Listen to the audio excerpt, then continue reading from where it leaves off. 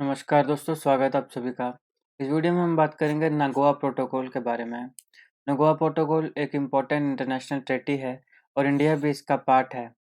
Basically ये supplementary है किसकी, United Nations Convention on Biological Diversity UNCBD की। तो इस वीडियो में हम विस्तार से चर्चा करेंगे क्या है नागोआ प्रोटोकॉल, क्यों ज़रूरी है और आपके यूपीएससी पर्सपेक्टिव से किस प्रकार इससे सवाल आ सकता है। तो आप वीडियो को पूरा देखें और आपको अच्छी लगे तो लाइक करें, शेयर करें, चैनल को सब्सक्राइब करें। तो नगोआ प्रोटोकॉल बेसिकली किस चीज़ के लिए था? तो ऑन एक्सेस टू एक्सेस, किस चीज़ के लिए?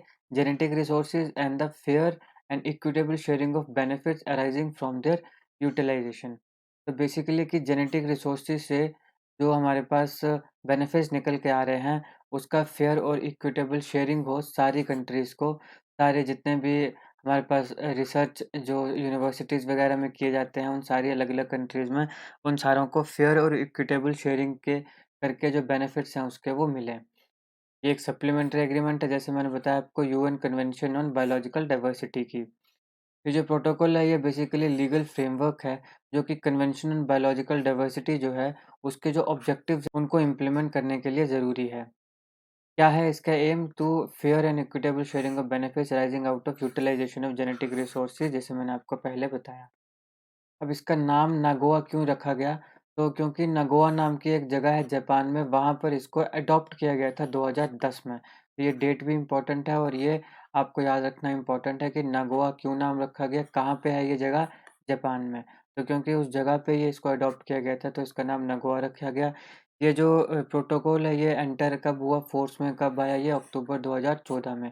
तो 2010 में इसको अडॉप्ट किया गया था और 2014 में ये फोर्स में आया।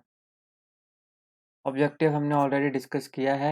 ये ऑब्जेक्टिव याद रखिएगा, ये डायरेक्ट आपको जो है प्री में या मेंस में सवाल आ सकता है। प्री में तो डायरेक्टली पूछ लिया जा सकता है कि नगोआ प्रोटोकॉल के निम्नलिखित में से आपके पास कौन-सा एक जो है ऑब्जेक्टिव है? The fair and equitable sharing of benefits coming from the utilisation of genetic resources. Basically आपने याद रखना है कि नागोआ किससे रिलेटेड है? जेनेटिक्स रिसोर्सेज से रिलेटेड। इस प्रोटोकॉल के जितने भी मेंबर्स हैं, ये प्रोटोकॉल बेसिकली एक ऑब्लिगेशन से बनाता है। ऑब्लिगेशन का मतलब होता है वचनबद्ध करना, राइट? तो ये वचनबद्ध करता है अपने सारे मेंबर्स को कि वो जो इम्पोर्टेंट मेजर्स हैं उनको इनकॉर्पोरेट करें।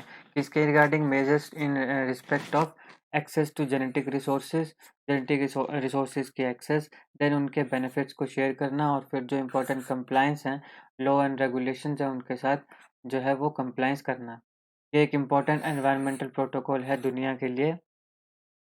अब इसकी इम्पोर्टेंस क्या है? ये सिग्निफिकेंट है आपके कंज़र्वेशन ऑफ बायोडायवर्सिटी के लिए, बायोडायवर्सिटी की कंज़र्वेशन के लिए ये इम्पोर्टेंट है। और इसमें क्या है? इक्विटेबल शेयरिंग है बेनिफिट्स ऑफ जेनेटिक रिसोर्सेज। इसके साथ-साथ ये जो प्रोटोकॉल है इसमें जो इंडिजिनस पीपल है, जो जितने भी पूरी दुनिया में उनकी भी मदद की जाएगी ताकि उन्हें जो है उनको एक्सप्लॉइट करने से अवॉइड किया जा सके, उन्हें एक्सप्लॉइट ना किया जाए। किस चीज़ के लिए? जो ट्रेडिशनल नॉलेज है और एक्सपर्टाइज़ है उनके पास रिगार्डिंग जेनेटिक रिसोर्सेज, तो उनको भी एक्सप्लॉइट ना किया जाए, इसका भी ध्यान इसमें रखा गया है। ये जो प्रोटोकॉल है ये दोनों यूज़र्स और जो ओनर है जेनेटिक रिसोर्सेज का उसकी हेल्प करता है। कैसे मदद करेगा? बाय क्रिएटिंग बेटर लीगल सर्टेनिटीज़ और इसके साथ-साथ ट्रांसपेरेंसी। अब ये कैसे करता है? तो number 1, it sets more predictable condition for access to genetic resources. इसने सेट किए हैं एक प्रेडिक्टेबल कंडीशन जिससे जेनेटिक रिसोर्सेज को एक्सेस किया जाए। इसके साथ-साथ ये जो है ये बेटर बेनिफिट शेयरिंग एक्सपीरियंस को बनाने में भी मदद करता है। ताकि जो जेनेटिक रिसोर्सेज हैं, जब वो अपने कंट्री के बाहर जाएँ तो उसके बेनिफिट शेयरिंग एक्सपीरियंस जो है वो करें। ताकि मान लीजिए जैसे इंडिया ने मान लीजिए कोई जेनेटिक रिसोर्सेज जो हैं वो हमने खोजे। जब हम दुनिया के बाहर जाएँगे तो उससे हमारे पास जैसे हमने अगर अपनी एक्सपर्टीज़, अपनी रिसर्च अगर किसी दुनिया के साथ शेयर करी, तो उसके हमें बेनिफिट भी मिले। अब क्योंकि ये जो प्रोटोकॉल है ये बेनिफिट शेयरिंग को मदद करता है तो इससे बेसिकली क्या होता है आपके पास बेटर कंजर्वेशन होती है और सस्टेनेबल यूज़ किया जाता है जेनेटिक रिसोर्सेज का। और क्योंकि जेनेटिक रिसोर्सेज का सस्टेनेबल यूज़ किया जाएगा और बेटर कंजर्वेशन की जाएगी तो इससे जो बायोडाइवर्सिटी है उसकी कंजर्वेशन में भी मदद आपको मिलेगी। और हम इसमें बात कर रहे हैं जेनेटिक रिसोर्सेज की, तो हमें क्यों ज़रूरी है जेनेटिक रिसोर्सेज, ये जानना इम्पोर्टेंट है। तो जो एनिमल्स, प्लांट्स, माइक्रो ऑर्गेनिज़म्स के जितने भी जेनेटिक आपके पास रिसोर्सेज़ हैं, उनका यूज़ किया जाता है कहाँ पे?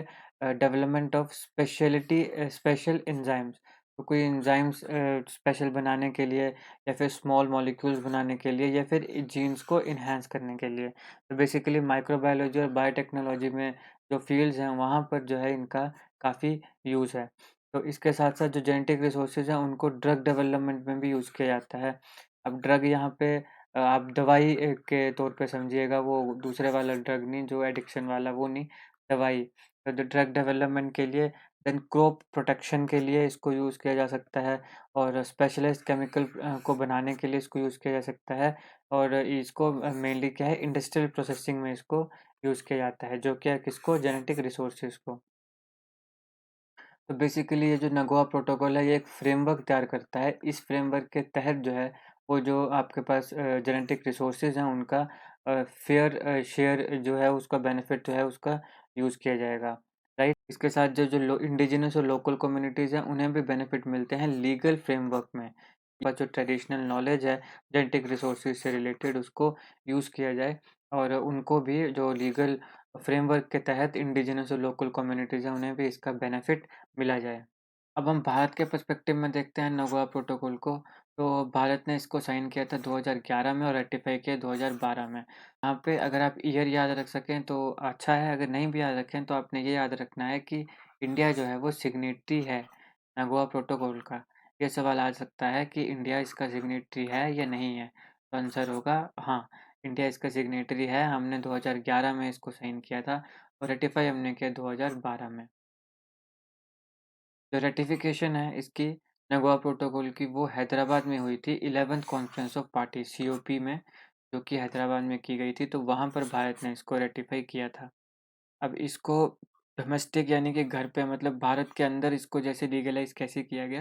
तो भारत में नगोया प्रोटोकॉल लीगलाइज़ तब हुआ जब भारत में बायोलॉजिकल डाइवर्सिटी एक्ट आया 2002 में। तो ये ईयर याद रखना इम्पोर्टेंट है, इससे डायरेक्ट क्वेश्चन आ सकता है कि बायोलॉजिकल डाइवर्सिटी एक्ट कब आया भारत में? तो 2002 में। ये था दोस्तों इस वीडियो का एनालिसिस। आई होप आपको अच्छा लगा हो। अच्छा लगे तो लाइक करें, दोस्तों के साथ शेयर करें और चैनल को सब्सक्राइब करें। Thank you for watching.